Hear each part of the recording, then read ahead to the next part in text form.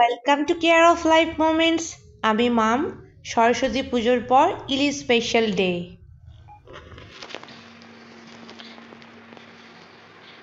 পুকুরের ফ্রেশ রুই মাছ, এটা প্রায় 1 কেজি একটু বেশি ওজন ছিল।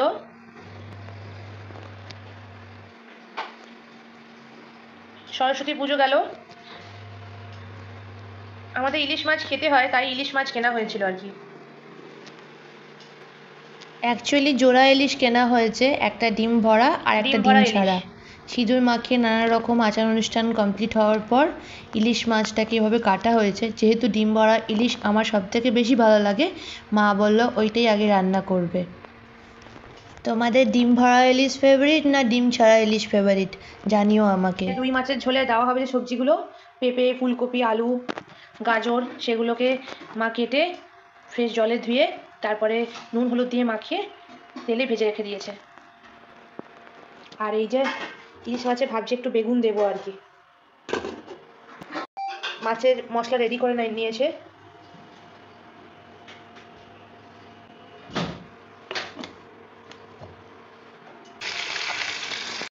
এই যে রুই মাছগুলো ভাজা হয়ে গিয়েছে, পুকুরের একদম টাটকা রুই। এই মাছগুলো খুব টেস্টি খেতে হয়। আর এদিকে ইলিশ মাছ ভাজা চলছে। ডিম ভরা ইলিশটা অনেকটা বড় সাইজ ছিল, 1 কেজি 800 মতো, আর খুব টেস্টি ছিল খেতে।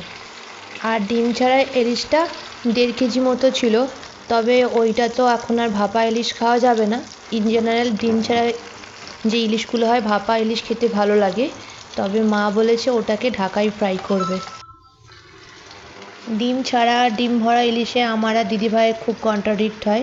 যেহেতু আমি ডিম ভরা ইলিশ খেতে ভালোবাসি, তাই মা 2 পিস ভাজা রেখেছিল, ওইটা আমরা 4 জনে ভাগাভাগি করে খেয়েছিলাম।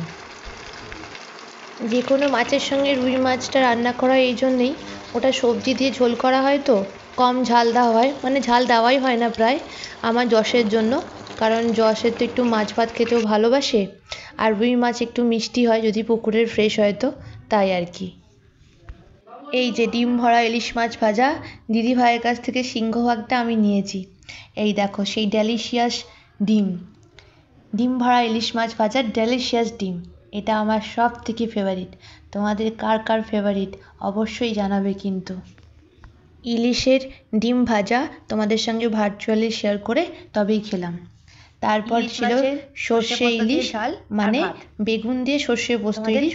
শুধু সর্ষে ছিল না, সর্ষে পোস্ত মিক্স করা ছিল, আর ছোট বেগুন দেওয়া ছিল আর কি।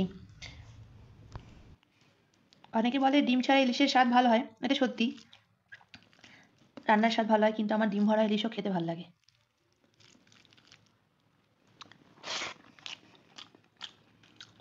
এটা আমার ফেভারিট, আমাদের বাড়ির কারোর ফেভারিট নয়, এটা আমার ফেভারিট।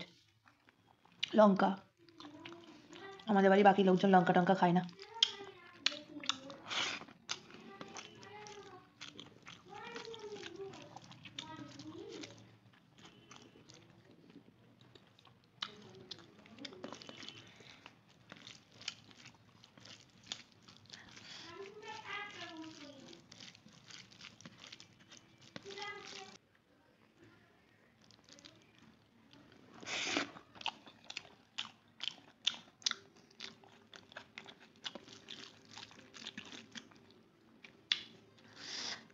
এই ডিমটা হচ্ছে আমার ফেভারিট।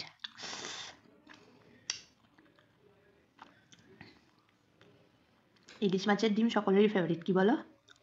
আর একটা ভালো লাগে ট্যাংরা মাছের ডিম।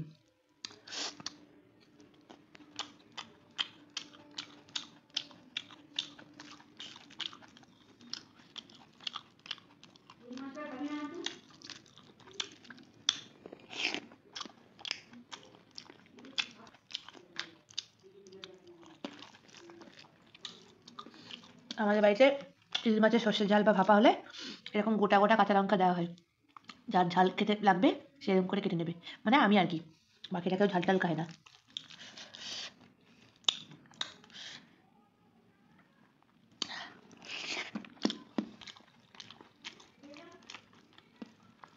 এই সরস্বতী পুজোর পর এই শীতকালের শেষে ইলিশ আমরা ভাপা করি না, বেগুন দিয়ে সর্ষে ঝাল হয়, সর্ষে পোস্ত দিয়ে ঝাল আর কি। পুরো সর্ষে দিয়ে করলে জস খেতে পারবে না, এতটাই ঝাল হবে, সর্ষের নিজস্ব একটা ঝাল আছে না।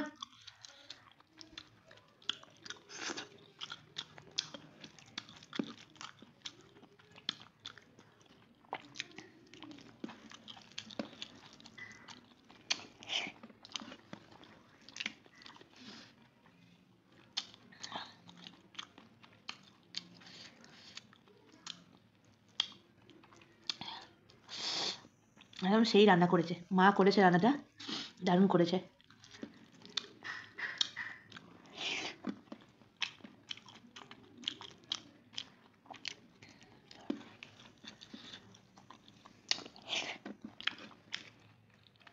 আমাদের জোড়া ইলিশ আনা হয়, নিয়ম আছে জোড়া ইলিশ আনার।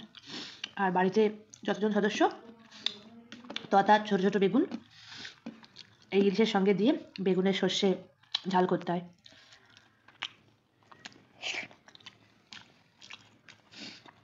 আগে তো প্রিয় সর্ষে ঝাল হতো, যশের জন্য এখন সর্ষে পোস্ত দিয়ে ঝাল হয়, যাতে করে সর্ষে খুব ঝাঁঝ হলে যশ খেতে পারবে না, তাই যশও ইলিশ মাছ খেতে খুব ভালোবাসে, চিংড়িও খেতে ভালোবাসে, ইলিশ মাছ খেতে ভালোবাসে।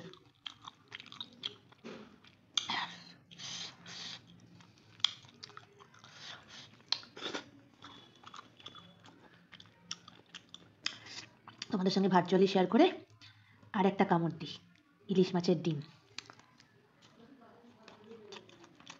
এবারে দুটো ইলিশ মাছ যে আনা হয়েছিল, একটা ডিম ভরা একটা ডিম ছাড়া। আমার ডিম ভরাটা খেতে বেশি ভালো লাগে। এটা ছিল দুপুরের খাওয়া, আর সেদিনকে রাতের খাওয়াও তোমাদের সঙ্গে শেয়ার করলাম। আজকে রাতের খাবার হচ্ছে মায়ের হাতের তৈরি চালের আটার রুটি। এত নরম হয় না, ওই পকেট পাউডার থেকেও নরম হয়। দেখো, এ দেখো, ভাজ করতে পারবে, দেখো পুরো ভাজ হয়ে গেল, এত সফট হয় চালের আটার রুটি। আর তার সঙ্গে নলেন গুড়টা ছিল, মা আরেকবার জাল দিয়ে দিয়েছে নলেন গুড়টা। দেখো কতটা ফ্যান এসেছে, এই ফ্যানাটা না যখন গুড়টা জাল দেওয়ার পরে গুড়টা একটু জমে আসবে, তখন ফ্যানাটা ফেলে দেবে খাওয়ার আগে। আর এই চালের আটার রুটি, এই দেখো কত সফট, দেখেছো? এই গুড়, নলেন গুড় দিয়ে চালের আটার রুটি,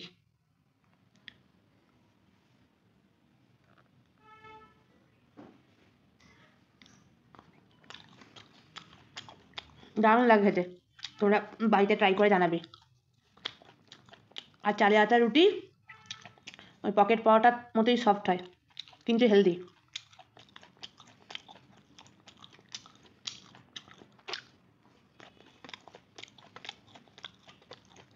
দেখো ভাজ করে দিচ্ছি।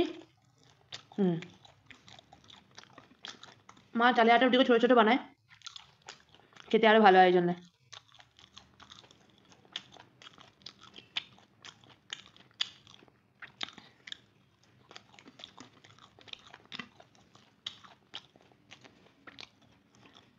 ওই একটা রুটি নলেন গুড় দিয়ে খেয়ে নিলাম, এটাই আমার রাতে ডিনার হয়ে গেল।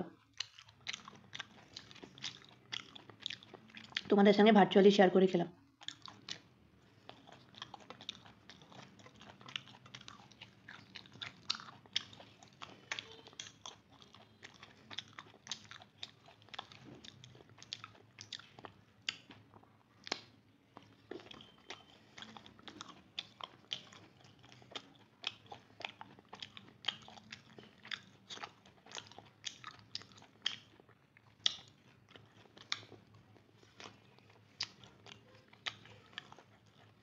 কেয়ার অফ লাইফ মোমেন্টের কন্টেন্টগুলো ভালো লেগে থাকলে আর বেশি বেশি করে লাইক করো, সাবস্ক্রাইব করো, শেয়ার করো, ফলো করো। আর কেয়ার অফ লাইফ মোমেন্টের পাশে থেকো। তোমরা সবাই সুস্থ থেকো আর খুব খুব ভালো থেকো। Take care of life moment.